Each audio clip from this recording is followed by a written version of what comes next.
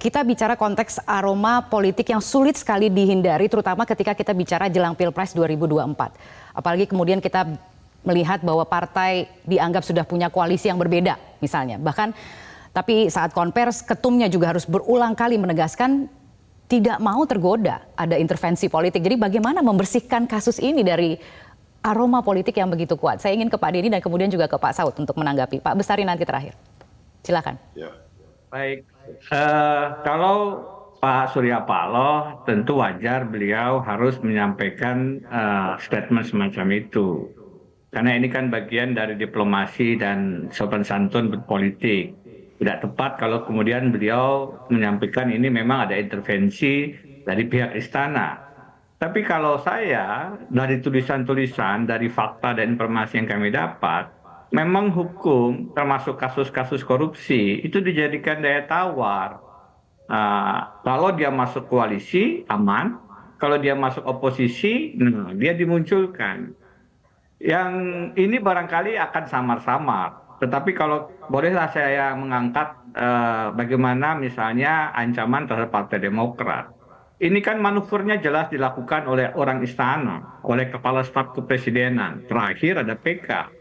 Jika PK-nya dimenangkan, itu kan ujungnya adalah batalnya, sulitnya maju calon Presiden Anies Baswedan yang diusung oleh koalisi Nasdem, Demokrat, dan PKS. Jadi masing-masing partai ini, baik PKS digoda dengan berbagai cara, tawaran menteri, Demokrat diganggu eksistensinya lewat manuver istana yang tidak lain adalah bawahan Pak Jokowi sendiri. Nasdem tentu saja, sebagaimana dikatakan Pak Saud tadi, sulit melepaskan bahwa ini adalah bagian dari konsekuensi berpindah koalisi dari awalnya dengan Pak Jokowi dan sekarang keluar dari strategi koalisi pemenangan Pilpres Pak Jokowi. Nah, bahwasanya ada kasus hukum itu memang harus dilakukan prosesnya sebagaimana mestinya. Tetapi bahwasannya kemudian ini ada politisasi bagian dari strategi Pilpres, itu yang diharamkan, tidak boleh terjadi. Jangan dicampur adukan antara strategi pemilu dengan pemberantasan korupsi karena akan sangat berbahaya. Akan sangat Dewi berbahaya, Pak. keadilan itu ditutup matanya agar pedangnya itu tidak memilih, dia tidak pilih-pilih, ditebaskan kepada siapapun koruptor. Tapi begitu matanya dibuka dan dia bisa memilih, oh ini kawan politik, koalisi tidak dibahas, ini lawan politik, oposisi ini yang saya sasar, maka pemberantasan korupsi itu sendiri sudah salah arah dan jauh dari keadilan. Oke, baik, ke Pak Saud kalau begitu untuk menanggapi. Korupsi adalah extraordinary crime begitu ya, ketika kemudian dicampur adukan seperti ini ada persepsi aroma politik. Bagaimana kemudian dalam pengalaman Anda Pak Saud, bagaimana seharusnya treatment kasus-kasus seperti ini? Ya mau nggak mau kita harus memandang ini dari dua sisi ya. Dari konstruksi kasusnya saya tidak detail, tadi udah digambarkan. Pertama dari konstruksi kasusnya, jadi approach-nya adalah penegakan hukum. Saya juga boleh dikata bahwa memperoleh informasi hanya potongan-potongan saja dan kualitasnya itu C3. Saya nggak melihat konstruksinya seperti apa. Tadi kan sudah disebutkan ada angka yang sedikit diperdebatkan antara angka 500 dan 8T dan seterusnya. Tetapi kalau kita lihat di posisi yang pendekatan yang kedua yang saya gunakan tadi, pertama kita lihat konstruksi kasusnya, yaitu ini perlu itu kita hargai penegakan hukumnya. Dan kita lihat nanti bagaimana jaksa meyakinkan itu dan hakim seperti apa, kemudian lawyer seperti apa bekerja, kita nggak bisa campur tangan di situ. Pengalaman-pengalaman di masa lalu memang colored by politik itu banyak case-nya. Mencoba telepon, mencoba mempengaruhi, ini pengalaman saya ya, itu case-case besar itu memang selalu begitu. Itu biasa seperti itu dan itu nggak bisa dinafikan. Tapi kalau kita lihat sekarang bagaimana kita analisis keduanya dari sisi konten analisis, saya ini lebih tertarik menganalisis case belakangan mulai dari pencalonan Anies Baswedan sampai hari ini. Konten analisisnya itu saya nggak ada ragu bahwa ini colored by politics. Saya nggak ragu. Konten analisis itu kan mempelajari banyak konten, mulai dari gambar, video, teks. Bahkan kalau kemarin Pak Surya itu mengatakan tidak ada campur tangan pemerintah, itu saya menganalisisnya beda lagi itu. Karena tekanannya cukup tinggi dia mengatakan di situ. Ya kan, saya nggak ketemu loh ya dengan siapapun dalam konteks ini.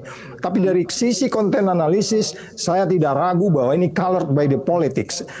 dan sequence waktu itu terlihat dari sequence waktu. Kan kita juga lihat kemarin bagaimana formula, terus kemudian yang lain-lain, kemudian ada beberapa menteri di dalam itu sudah, saya kan mengkoleksi itu semua di media. Saya lihat bagaimana aksi reaksinya, bagaimana urutan-urutan itu terjadi, bagaimana dikaitkan dengan persoalan-persoalan lain di pencalonan yang dilakukan oleh katakanlah pesaing dari yang diajukan oleh Demokrat, Nasdem dan apa namanya partai lainnya dalam hal ini PKS.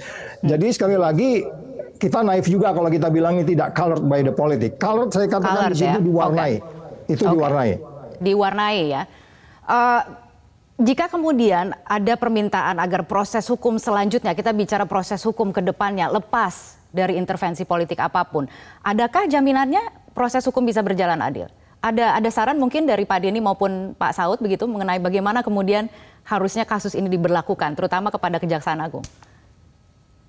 Kejaksaan Agung kalau mau memberikan warna bahwa ini betul-betul penegakan hukum yang murni, Pak Surya Paloh sudah mengatakan silahkan diaudit dari ujung kiri ke ujung kanan, dari ujung utara ke ujung selatan. Artinya jangan ada yang ditutupi, buka. Kita mendengar dan sudah menjadi bagian perbicaraan publik bahwa ada aliran dana yang menyentuh tokoh-tokoh partai yang juga dekat dengan kekuasaan. Jadi kalau bisa dibuktikan bahwa tidak ada tebang pilih, bahwa siapapun yang terlibat itu kemudian diangkut juga, dijadikan juga dimintai juga pertanggungjawaban, maka publik akan percaya bahwa ini memang tidak menyasar hanya oposisi pencapresan Anies Baswedan, tapi juga penegakan hukum yang murni karena ternyata koalisi kekuasaan juga tersentuh. Tapi kalau kemudian dalam prosesnya kita lihat totalitas yang dibuka oleh Nasdem tadi kesempatannya tidak dimanfaatkan dan ternyata ada garis-garis barier demarkasi ini jangan disentuh, itu silahkan, nama ini dekat dengan kekuasaan tidak boleh, maka makin kental bahwa ini bukanlah penegakan hukum pemberantasan korupsi. Pesannya adalah korupsilah dalam pelukan koalisi. Oke, baik. Saya tadi beri kesempatan ke Pak Saud, tapi sebelumnya karena kita waktunya sangat terbatas, saya juga ingin beri kesempatan untuk menutup perbincangan kita pada malam hari ini, Pak Bestari, untuk memberikan komentarnya. Tapi sebelum kita menutup sesi diskusinya, mungkin boleh saya ingin kembali menayangkan pernyataan dari Ketua Umum Partai Nasdem terkait konsistensi dan komitmennya sebagai parpol koalisi pendukung pemerintahan Jokowi Ma'ruf. Jadi bagaimana dengan PLT-nya Bung Jody Plate, di reshuffle-nya kita terima, kita konsisten karena kita katakan itu hak prerogatif presiden dan kita tidak pernah bergoyah hati untuk menyatakan apa yang telah kita utarakan agar konsistensi itu paling tidak itulah sumbangsih yang bisa diberikan oleh partai dari sejumlah kekurangan-kekurangan yang ada. Ulangin pertanyaan Anda tadi. Ya kan tadi siang Pak Faldo mengatakan bahwa tugas Menkominfo akan diemban oleh PLT yang belum dipilih sampai sekarang. Apakah Nasdem pada nantinya pada kesempatan selanjutnya akan mengajukan nama baru yang akan menggantikan Pak Joni atau seperti apa? Kalau kita konsisten, ini hak prerogatif presiden bagaimana kita mengajukan baru.